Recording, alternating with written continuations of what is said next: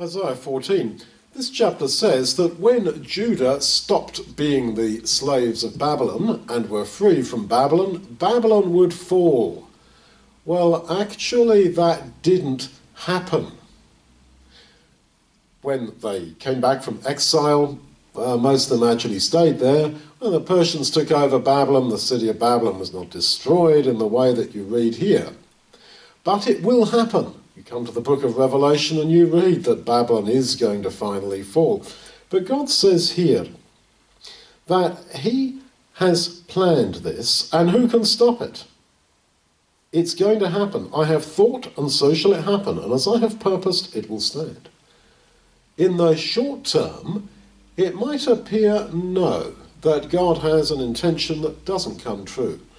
But it will come true in the end. God states certain things. For example, here, that Babylon shall fall. But there is a gap until the fulfillment.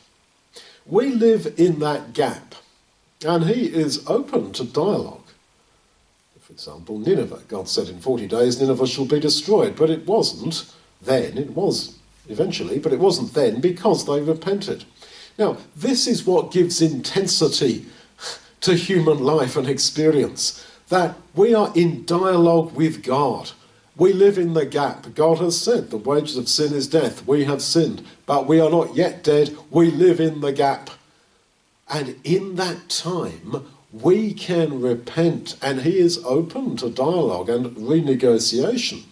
But finally, his intention will happen. So do not think that because, well, apparently the wicked prosper, apparently what God has said has not quite come true, don't think that it won't. It will. But there's this other dimension, that when it comes to us, or to anybody who wants to repent, we are living in this gap.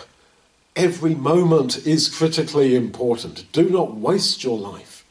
Repent. Be close to God. Go his way. And see that ultimately his ultimate plan and thought was that you and I will live forever.